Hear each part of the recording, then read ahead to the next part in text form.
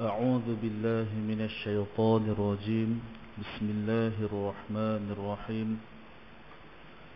الحمد لله رب العالمين والصلاة والسلام وأشرف الأنبياء والمرسلين وعلى آله وصحبه أجمعين قال رب اشرح لي صدري ويسر لي أمري واحلل عقدة من لساني يفقهوا قولي آمين يا رب العالمين. Assalamualaikum warahmatullahi wabarakatuh. Alhamdulillah, syukur kita kehadrat Allah Subhanahu wa taala dengan limpah kurniaan, kasih sayang dan juga atas izinnya dapat bersama-sama kita bertemu pada malam yang mulia ini, salat maghrib secara berjemaah sebagaimana sunnah Nabi sallallahu alaihi wasallam, dan juga menduduki majlis zikrullah yang disabdakan Nabi sebagai Rawdatul Jannah, yaknilah taman-taman syurga yang dikasihi oleh Allah Subhanahu wa taala di atas muka bumi.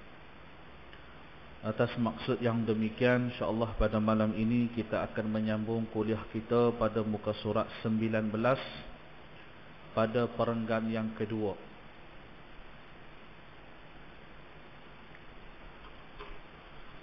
Dan sabda Nabi sallallahu alaihi wasallam, belajar olehmu akan ilmu. Ini adalah suruhan fi'il amar daripada Rasulullah, satu perbuatan yang diperintah. Maka bahawasanya belajar ilmu itu kebajikan, yaknilah suatu kebaikan yang memberi manfaat kepada orang yang melakukan ibadah tersebut, yaknilah belajar ilmu. Dan menuntut akan dia itu adalah ibadah, yaknilah menuntut itu adalah orang yang melaksanakan apa yang dia pelajari. Dan muzakarah akan dia adalah tasbih, yaknilah muzakarah adalah perbincangan dan juga perbahasan dan bahas daripadanya. Tasbih muzakarah, dan muzakarah ini bagaikan tasbih, dan bahas adalah daripada jihad.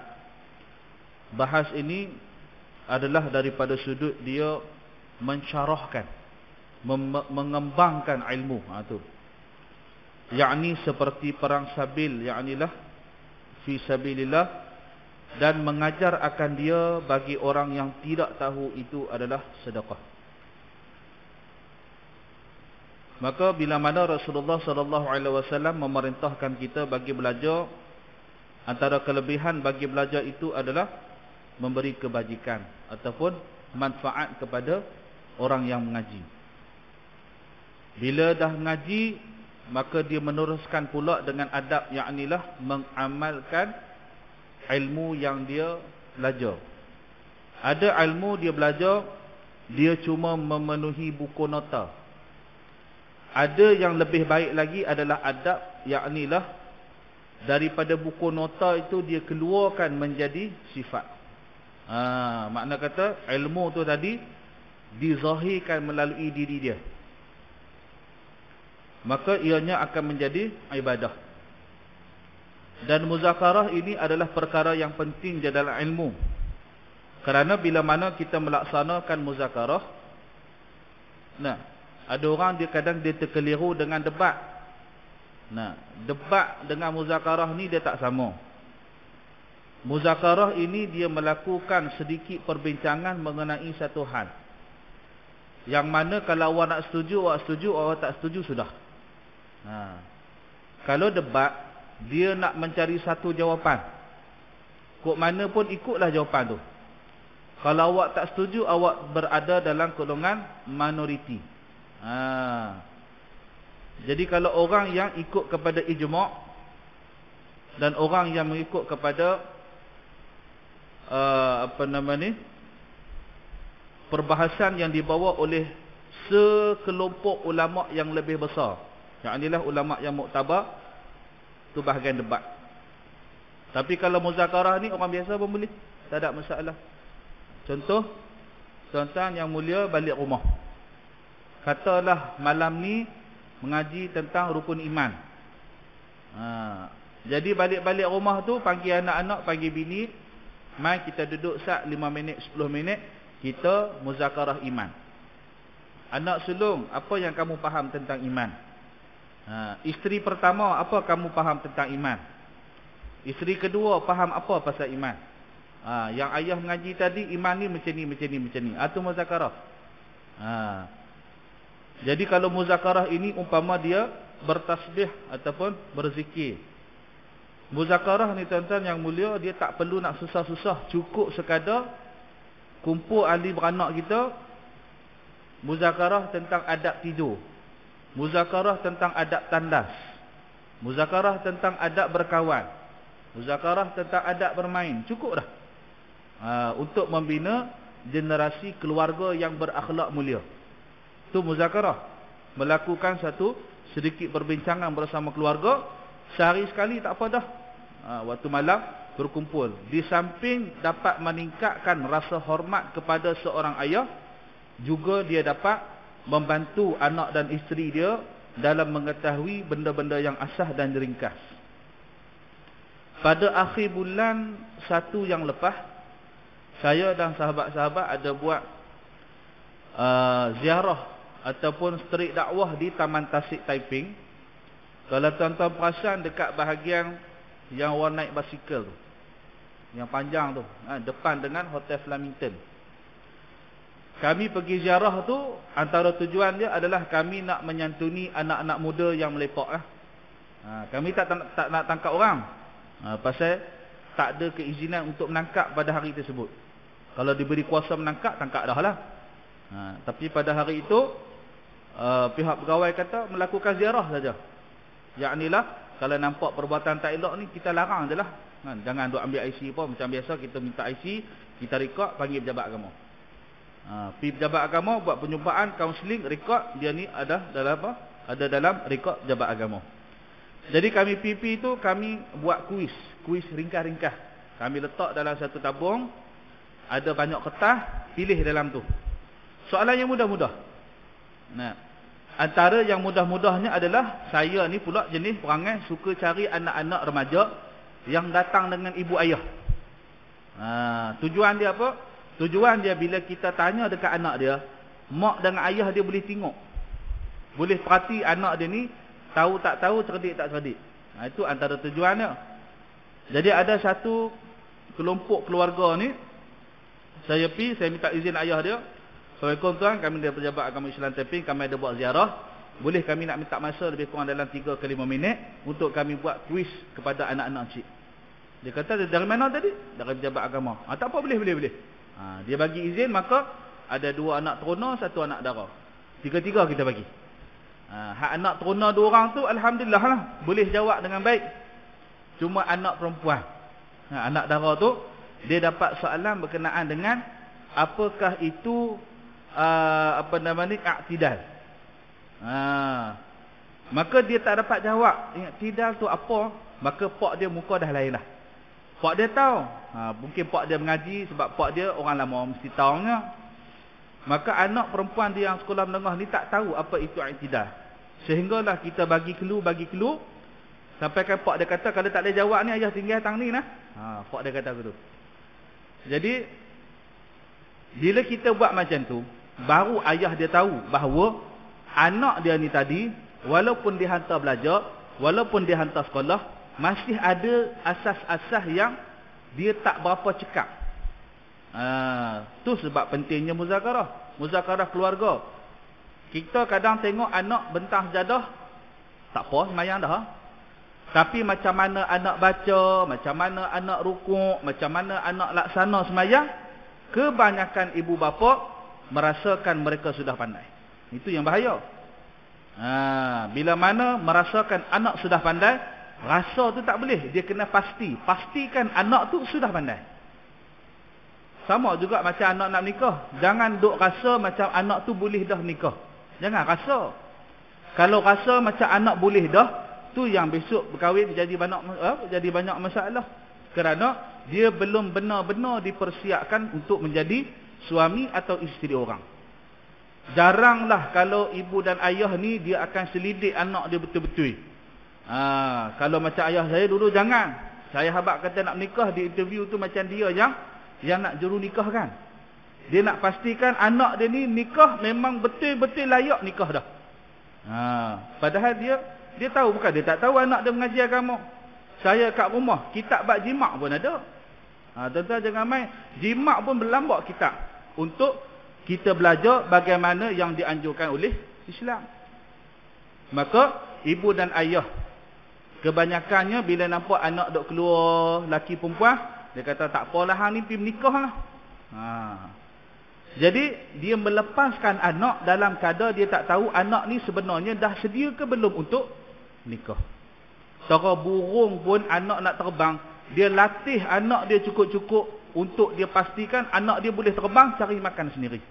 Ini kan pula kita manusia yang nak melahirkan generasi-generasi yang akan datang. Maka tanggungjawab kita lah untuk mendidik anak-anak, kerana mereka akan menjadi pewaris kita yang meneruskan agama Allah Subhanahu wa taala. Itu pentingnya muzakarah. Dan bahas daripadanya adalah jihad. Bahas ni untuk tuan-tuan guru, ahli ulama, layaklah. Kalau orang awam macam kita ni, jangan. Sebaiknya jangan. Termasuklah hak baru ni berkenaan dengan Ustaz Muhaizat. Yang viral kata isu kanan kiri tu kan. Kita orang awam jangan bahas-bahas. Kita dengar je. Kadang dia pun nak cakap juga. Tu tak boleh tu. Bila mana ada hak nu pun dia nak cakap, hak ni pun dia nak cakap, hak tu pun nak cakap. Masalah. Cukup sekadar apa yang dia bahas itu berdasarkan pengetahuan dia. Yang dia tak tahu jangan dok bahas. Biar orang-orang alim lain yang bahas. Benar tak benar itu adalah antara alim ulama. Kita orang awam yang biasa cukup sekadar kita menjalankan apa yang kita belajar. Sudah. Ni kadang dia sembahyang 5 waktu tak selesai lagi, mandi wajib tak reti lagi. Dia dah ambil isu dah. Mana kiri kanan. Awak hak asas pun awak tak dapat lagi, awak nak bahas kiri kanan. Cumanya bila kita dah mendengar pelbagai ulasan, terpulang pada kita nak menerima berat yang mana? Ada orang dia nak terima, dia kata tak boleh. Dia kata benda ni ada batil. Ada orang bila dengar dia kata benda ni bukan batil, tapi benda ini adalah balaghah, yaknilah dari sudut perbahasan yang lebih dalam. Bagaimana kaedah memahami yang dimaksudkan sebagai Rasulullah kanan, kita ikut tok guru ke kiri, kena faham sungguh tu. Jadi kalau kita rasa macam kita tak faham, jangan kita ambil pot, jangan ambil hal. Ni dak saya tengok kadang dalam Facebook, dalam WhatsApp, dalam Twitter. Bukan mengaji mana pun, tapi nak bahas juga. Na'udzubillah. Benda tu tak patut berlakulah. Cukup sekadar kita membahaskan apa yang kita tahu, selebihnya kita serahlah kepada ahli ulama yang lebih arif dalam bahagian ilmu agama. Jadi bahagian membahas ataupun mensyarahkan pada satu jenis ilmu adalah jihad.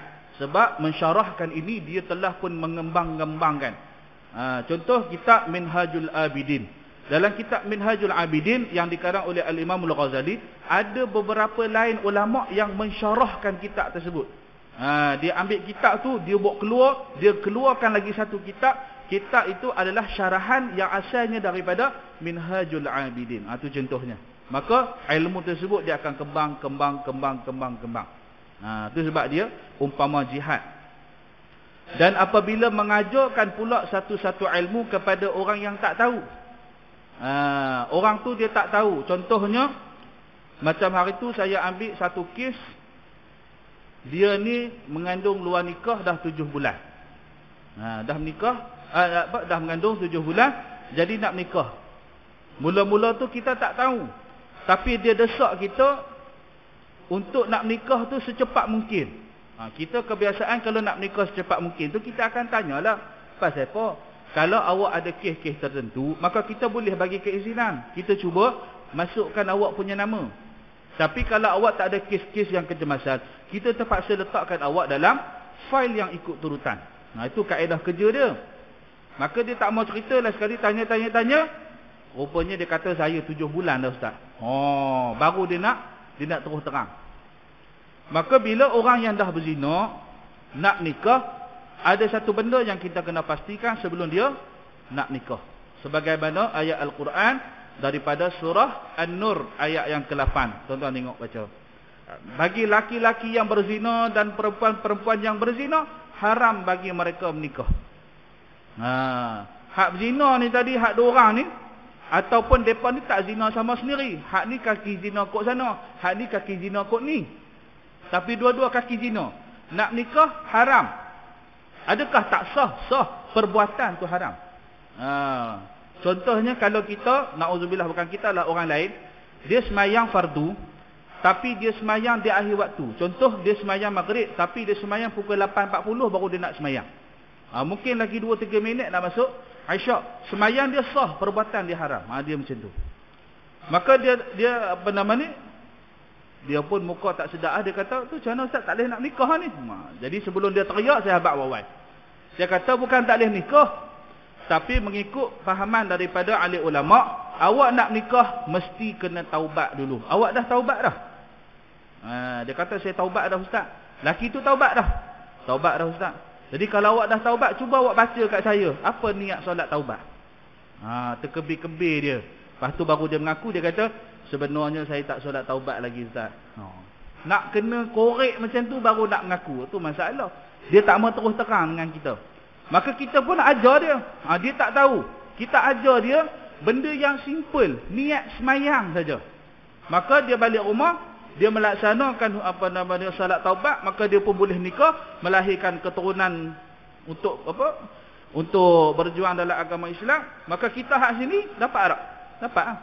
Di antaranya seolah-olah kita bersedekah. Pasal ilmu ni bila disampaikan mendapat juga pahala sedekah. Dan daripada Nabi SAW bersabda, adalah bagi Allah Ta'ala itu pada tiap-tiap hari dan malam 1000 rahmat. 999 adalah bagi ulama dan bagi orang yang menuntut ilmu. Hadis ni hadis dhaif lah, tak boleh bawa berdebat.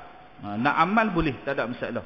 Macam kitab ni kan, kitab Fadilah Amal, Fadail Amal. Dalam kitab ni ada 1000 hadis. Ada 1000 hadis, cuma kebanyakan dan majoriti hadisnya adalah hadis-hadis yang dhaif.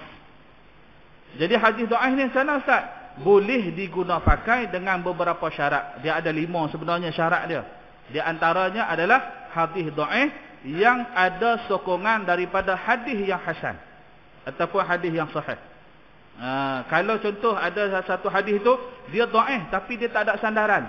Sandaran macam mana Ustaz? Dia hanya ada satu tu je hadis yang bicara pasal tu. Dia dalam hadis Nabi ni dia ada banyak matan. Maka kalau hadis ni dhaif, bukan sebab tu bukan dari Nabi, tu dari Nabi. Cumanya dia ada perawi yang bermasalah.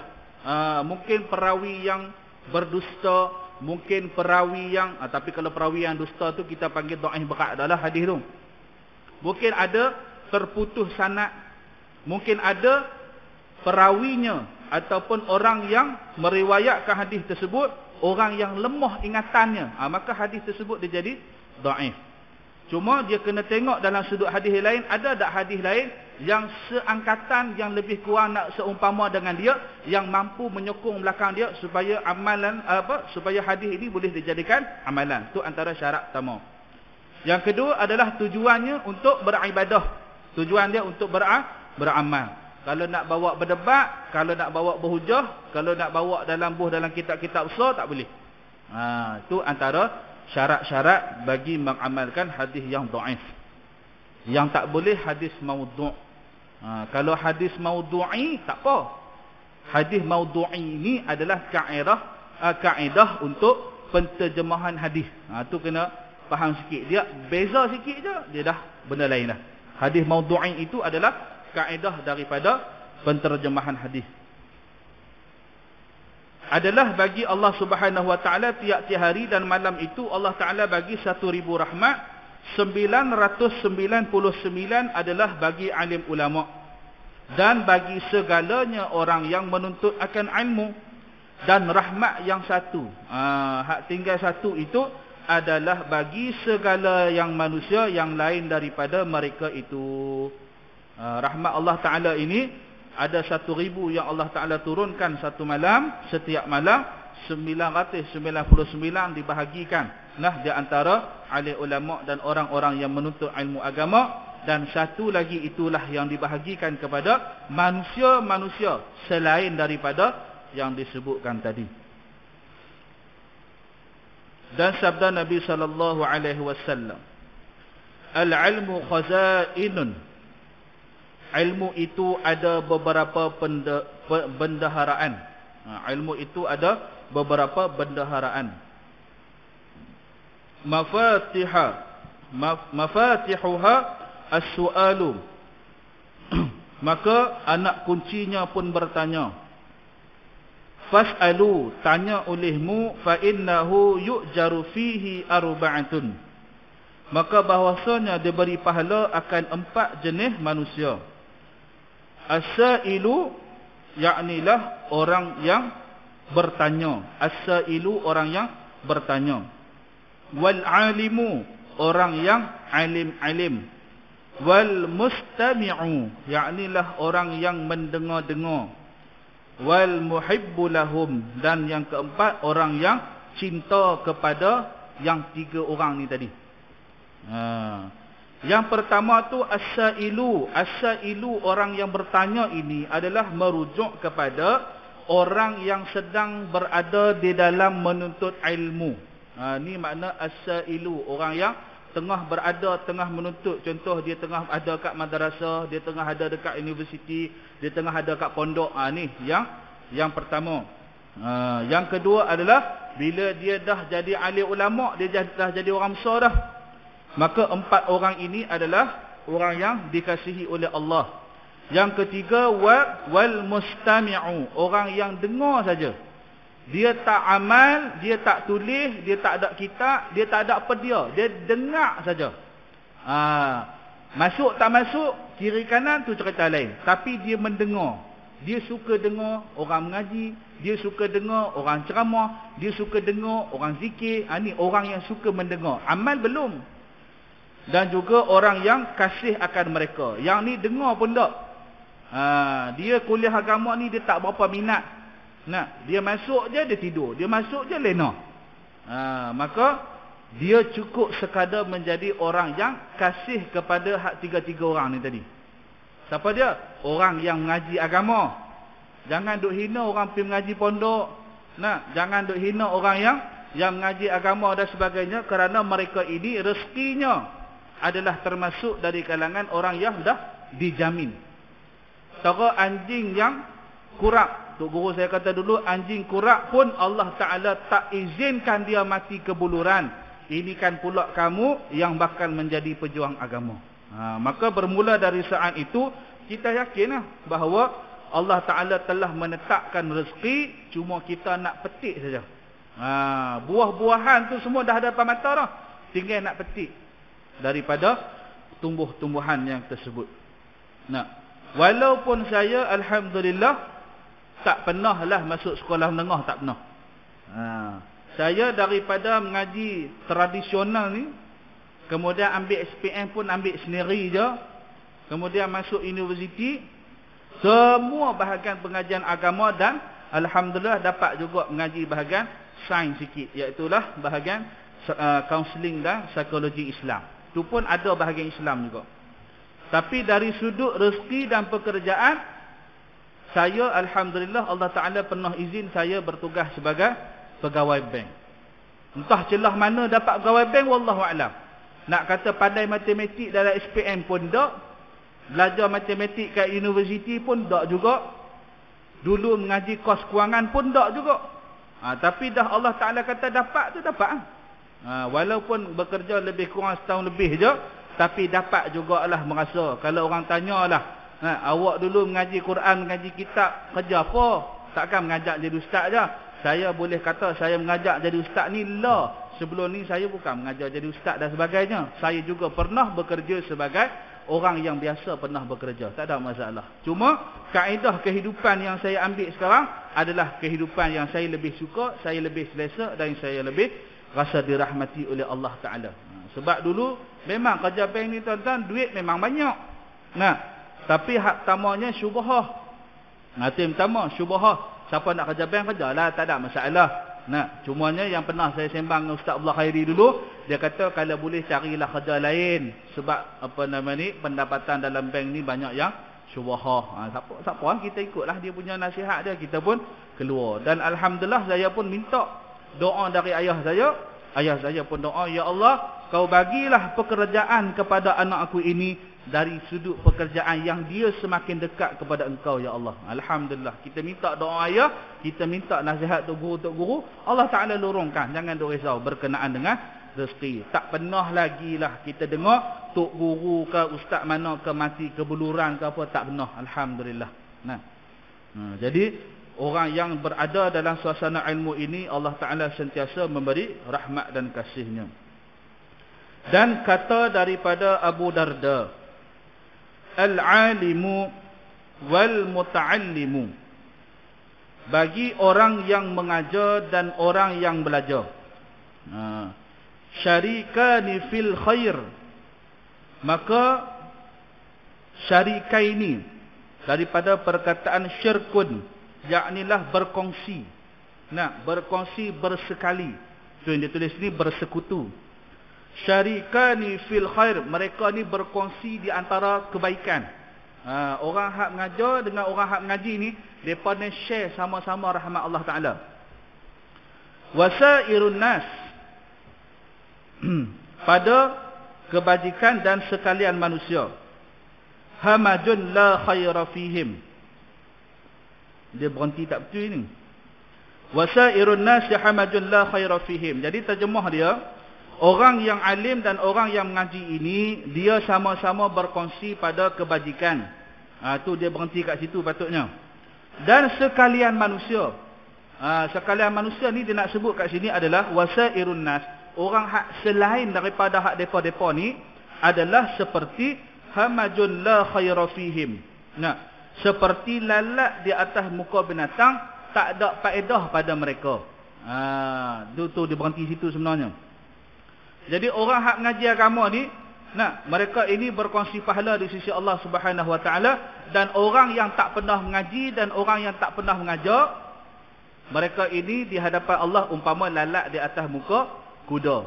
Tak ada manfaat. Bahkan kuda pun dia akan tepih pada lalat yang menghinggap tersebut. Dan lagi katanya, kun aliman au muta'alliman au mustami'an, jadi olehmu orang yang alim, ataupun jadi olehmu orang yang mengaji, ataupun sekurang-kurang jadilah orang yang mendengar. Wala takunir rabi'a fatahlika, dan jangan jadi orang yang keempat, yaknilah orang yang tak termasuk daripada hak tiga-tiga ni tadi.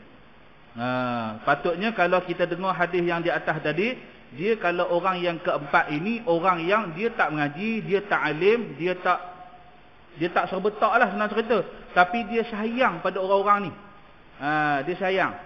Tapi dalam hadis yang ni disebut kata jangan jadi yang keempat, maknanya jangan jadi orang yang benci kepada orang yang berada dalam ilmu agama. Jangan benci, dia kata tok-tok pondok ni semuanya ni pendunggang agama, nak duit orang je tahu. Kerja minta derma.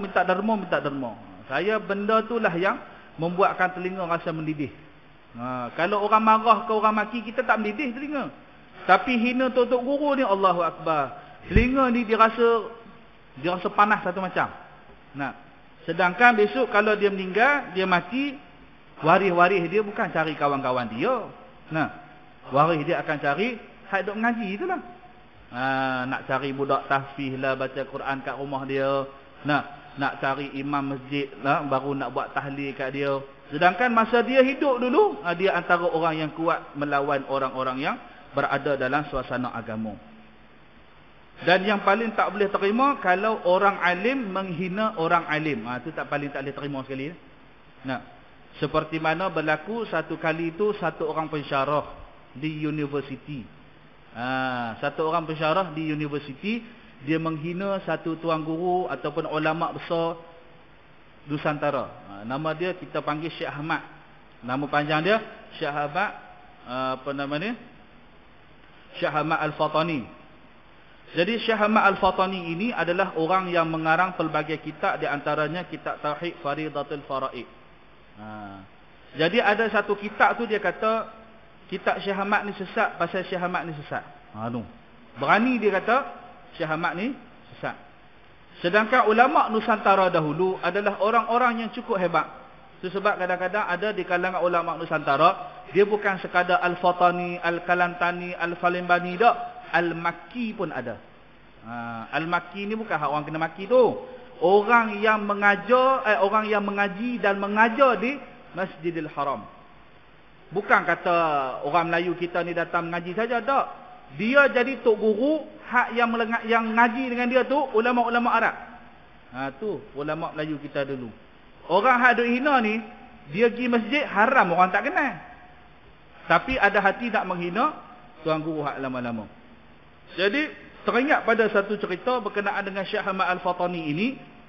Ada satu kali tu dia dijemput oleh ulama-ulama muktabar di Mesir. Yang mana ulama-ulama muktabar di Mesir ni nak menguji keilmuan dia, sebab mereka dengar kata Syekh Ahmad Al-Fatani ni orang yang sungguh alim. Jadi dia panggil, dia jemput, datang ke Mesir, mereka nak buat sesi muzakarah. Nak uji keilmuan yang ada pada Syekh Ahmad Al-Fatani. Jadi Syekh Ahmad ni pilihlah, dia bawa anak murid dia. Siapa anak murid dia? Tok Kenali. Tok Kenali tu lagi orang kenal lah, pasal nama pun Tok Kenali.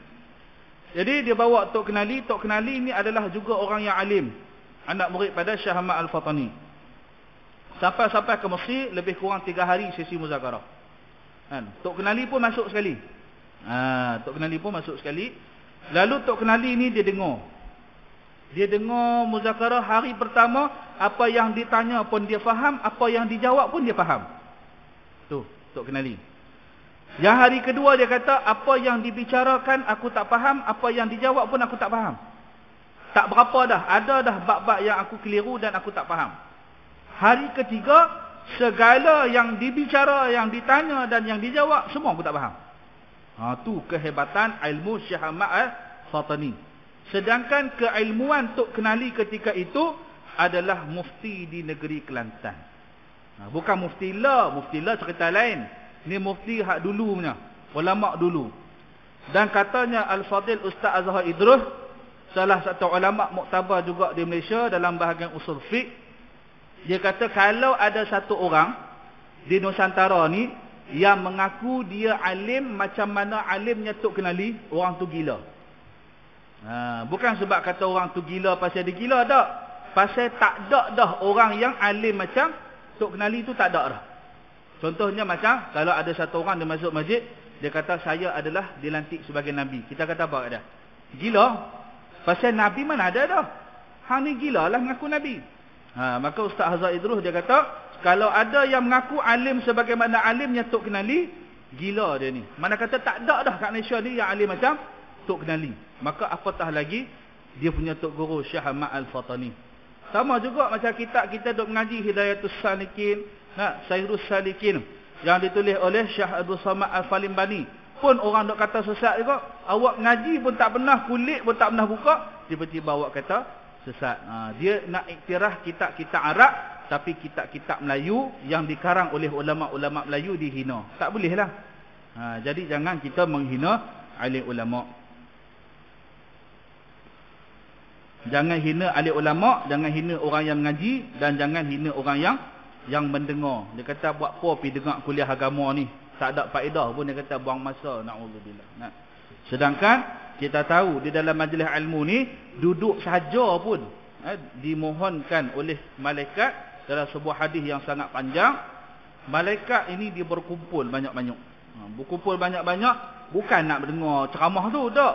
Berdoa, minta istighfar pada Allah Ta'ala supaya diampunkan bagi sekalian orang yang berada di situ.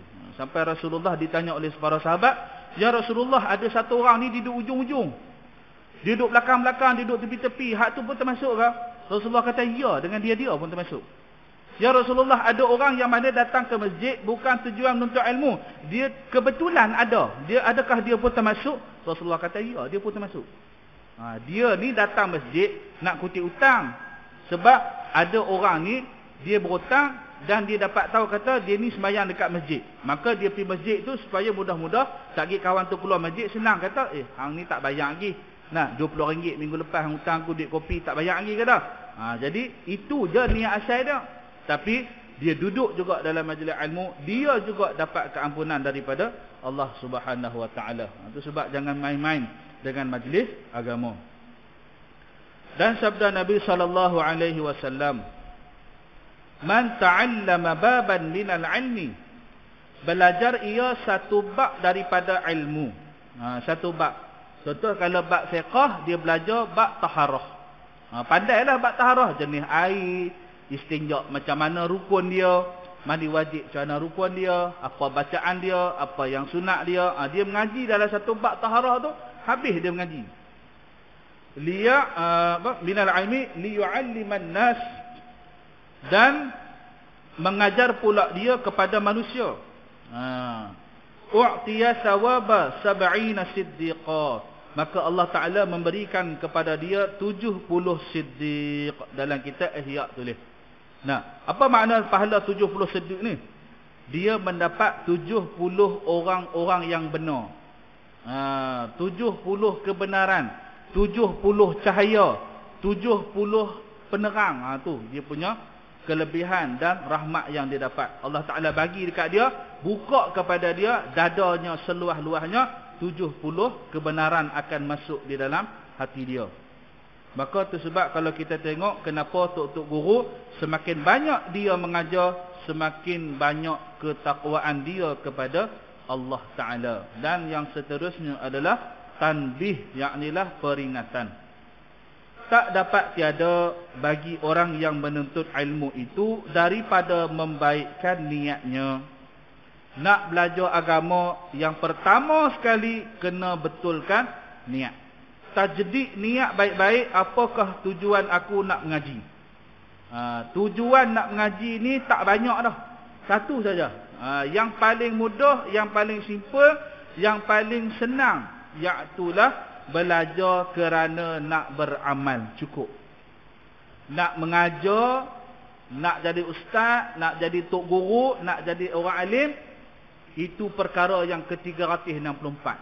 Tapi yang asas, yang pertama, kita nak beramal. Tu sebab Nabi sebut al-ilmu imamul amal, yaknilah ilmu itu adalah imam kepada amal. Maka bagaimana amal nak bergerak, melainkan dia ikut kepada imam. Kalau imamnya tak ada, amal nak ikut tak mana. Maka mengaji adalah untuk kita beramal. Hantar anak mengaji agama bukan sebab nak suruh dia jadi ustaz, tak.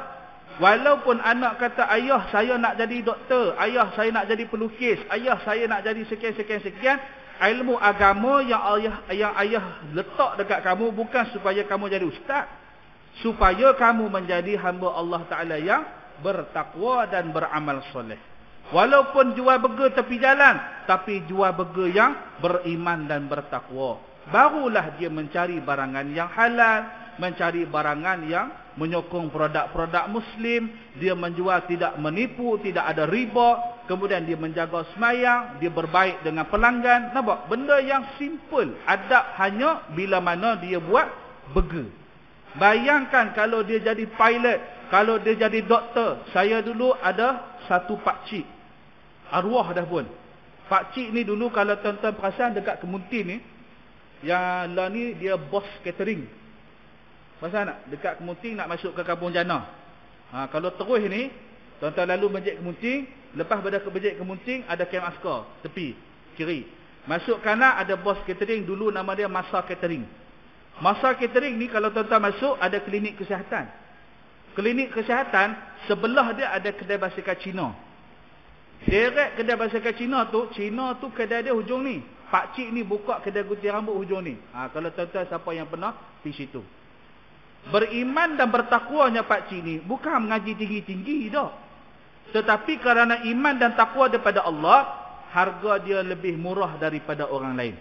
Semasa arwah masih hidup, dekat dia lah saya dengan ayah saya pergi potong rambut. Tak pergi dah kat orang lain. Tak pergi dah dekat mana-mana, Mutu kan, Minaci kan mana. Tak ada. Takkan bagi orang lain pegang kepala kita. Nak pula kalau kepala kita diisi dengan ilmu agama. Bukan kata ustaz belagak, bukan belagak, adab.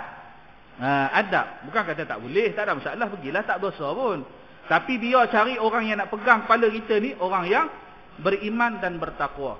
Dan setiap kali dia mission kepala kita, mulutnya tak habis-habis dua perkara. Yang pertama, membaca bismillahirrahmanirrahim.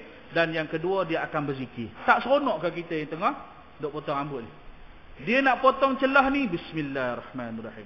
Dia pakai gunting pula, bismillahirrahmanirrahim. Tak rasa berkat ke rambut kita sekali? Nampak?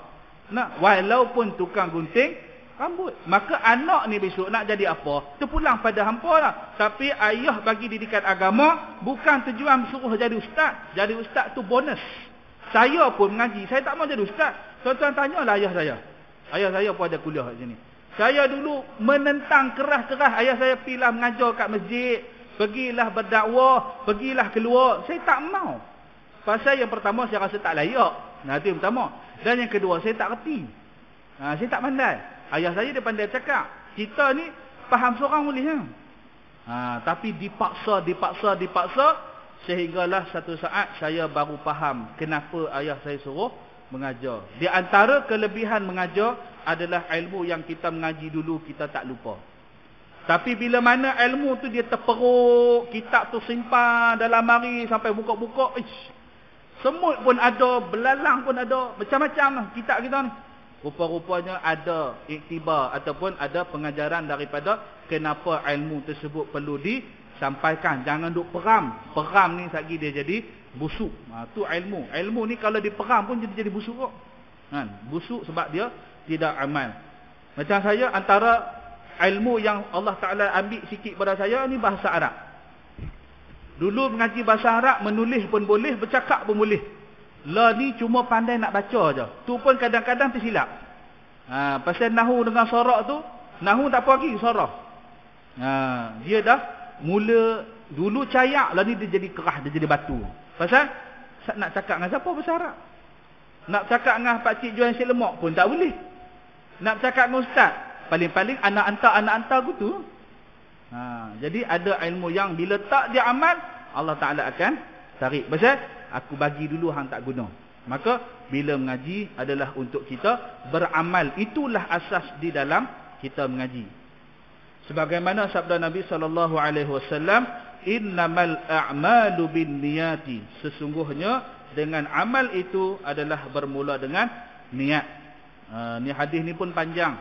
Hadis yang pertama dalam kitab hadis 40 yang dikarang oleh Imam An-Nawawi.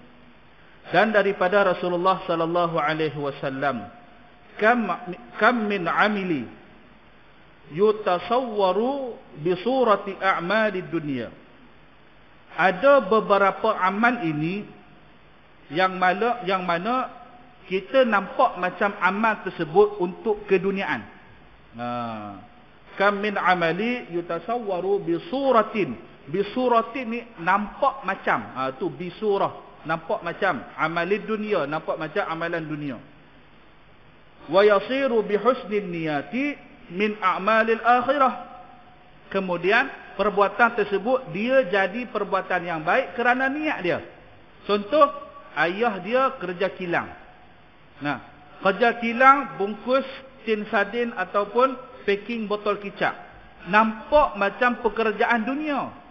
Tapi kerana niat untuk menafkahi anak isteri, niat untuk dapat gaji boleh sedekah, niat dengan ada gaji boleh menginfak, boleh tolong orang susah, maka dengan niat tersebut, walaupun bukan amalan yang sah terang-terang ibadah, tapi kerana niat yang baik, Allah Ta'ala jadikan ia sebagai kewajipan. Wa kam min amali yutasawwaru bi surati a'malil akhirah. Dan ada pula amal yang nampak macam amal akhirat. Summa yasiru min amalid dunya bisu'in niyah.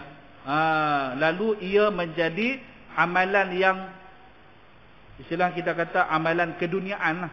Amalan keduniaan hanya dengan kerana niatnya yang tidak baik. Macam-macam lah kalau kita nak sebut niat tak baik ni banyak lah. Saya tak mau sebut pasal saya faham bahawa tuan-tuan lebih mengetahui beberapa jenis perbuatan nampak macam akhirat, tetapi dia mencari dunia. Contohnya apa?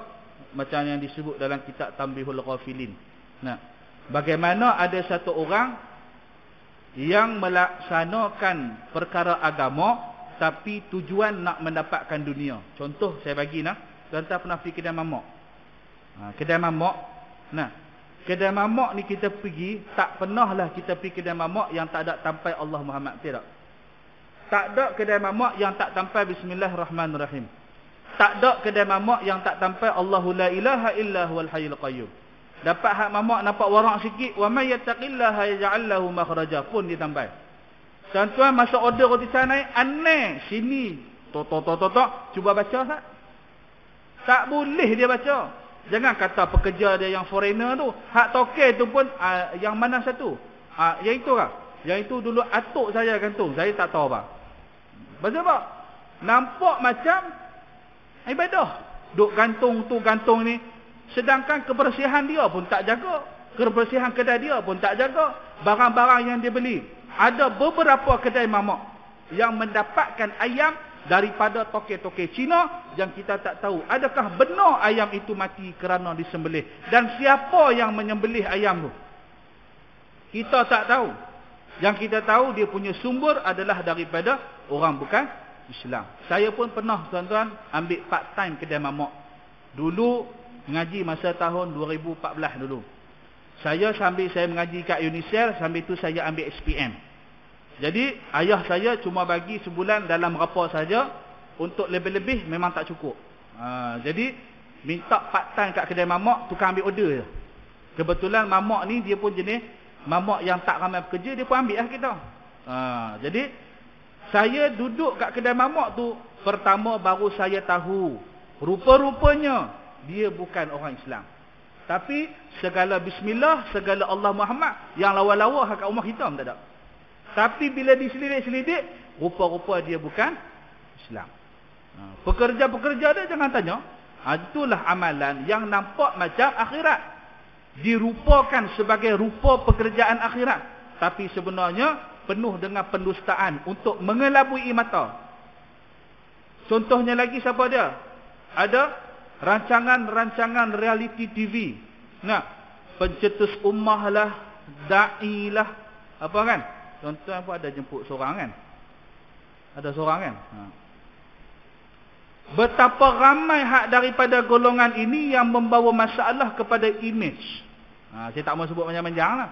Yang membawa masalah kepada image. Bukan kata ustaz biasa ni tak buat masalah, tapi image Islam sebagai orang hak mengajar. Kenapa mesti awak kalau mengajar baru terkenai sikit je mesti nak berniaga? Kenapa? Adakah awak menggunakan agama sebagai awak punya jalan perniagaan? Kalau awak datang, awak mengutip derma, awak menjual barang untuk menyara awak punya pondok, tak ada masalah. Ini kadang-kadang ada tuan-tuan guru, dia orang yang alim, tak dinafikan, tapi perbuatan dia sehingga kan kadang-kadang menampakkan urus niaga secara langsung di dalam rumah Allah, sedangkan dilarang oleh Rasulullah. Iklan tak ada masalah. Contoh saya kata, tuan-tuan saya ni ada menyediakan ikan bilis import daripada Singapura. Contoh, kalau tuan-tuan nak pergi kat luar, iklan tak ada apa. Tapi ni dalam masjid ni memang nampak jelas seolah-olah macam tengah berurusan niaga antara dua belah pihak. Tak mana boleh. Jadi itulah antara orang yang menggunakan agama. Dia guna agama ni wajib, tapi jangan guna dalam kaedah yang salah. Guna dalam kaedah yang salah, dia jadi salah. Guna kaedah yang betul, maka dia akan nampak sebagai yang benar. Ada orang dia menggunakan agama untuk kepentingan dia. Kalau bawa untung dekat dia, kalau bawa senang dekat dia, dia pakailah dalil-dalil agama. Tapi kalau benda tu besok yang tak menguntungkan dia, dia buat tak tahu je dengan dalil-dalil agama. Ni kita kata sebagai penunggang agama. Jadi sebagaimana hadis Nabi SAW, ada di antara perbuatan nampak macam dunia, tapi kerana niat yang baik kerana Allah, maka ia jadi ibadah. Dan ada amalan-amalan yang nampak seperti amalan akhirat, tetapi kerana niat dan tujuan yang tidak baik, maka dia akan menjadi amalan yang binasa kerana niat dia tersebut adalah niat yang jahat. Wallahu a'lam bissawab. sekadar itu sahaja kita berhenti pada malam ini dan akan menyambung semula pada hari yang akan datang. Sebenarnya saya kalau ikutkan tuan-tuan, satu lagi saya ada subuh 20 hari bulan Ahad. Tapi tak apa, nanti saya akan minta tanya dengan bahagian setiausaha, sebab hari Ahad tu saya kena pergi kursus anda Jabatan Agama di Kuala Lumpur. Jadi Ahad tu saya tak ada. Kalau kata ada ruang-ruang kekosongan dan juga bersesuaian dengan saya lah, kalau kata tarikh tu saya terisi pun tak boleh juga. Mungkin saya akan dapat sambunglah pada bulan ini, maka sayugianya. Tapi kalau kata pihak AJK dah bagi ruang kosong pun saya tak dapat nak isi juga, maka bertemu kita pada bulan hadapan insya-Allah taala. Aqulu qawli hadha wa astaghfirullahal azim li wa lakum wa lisairil muslimin wal muslimat wal mu'minin wal mu'minat al ahya'i minhum wal amwat fastaghfiruh innahu huwal ghafurur rahim. Tuan-tuan muslimin muslimat yang dimuliakan Allah, saya mohon ampun dan maaf sekiranya ada salah apa yang saya sebutkan, ataupun ada perkara-perkara yang menyebabkan ada yang terguris hati dan perasaan sebagainya, kerana yang baik itu hanyalah daripada Allah Subhanahu wa taala, yang tidak baik itu juga hakikatnya adalah daripada Allah Subhanahu wa taala, tetapi asbab daripada kelemahan, ketaifan dan kekhilafan dari saya sendiri. Assalamualaikum warahmatullahi taala wabarakatuh. A'udzu billahi minasyaitonir rajim. Bismillahirrahmanirrahim. Alhamdulillahi rabbil alamin wassalatu wassalamu asyrafil anbiya'i wal mursalin wa ala alihi wa sahbihi ajma'in. Fafahamnaha Sulaiman wa kullan atayna hukman wa ilma wa sakharna ma'a Dawud al-jibala yusabbihna wa tar wa kunna fa'ilin. Subhanakallahumma wa bihamdika ashhadu an la ilaha illa anta wa nastaghfiruka wa natubu ilaik. Wassallallahu ala sayyidina Muhammad wa ala alihi wa sahbihi ajma'in. Subhana rabbika rabbil izzati amma yasifun wa salamun ala al-mursalin walhamdulillahi rabbil alamin. Assalamualaikum warahmatullahi wabarakatuh.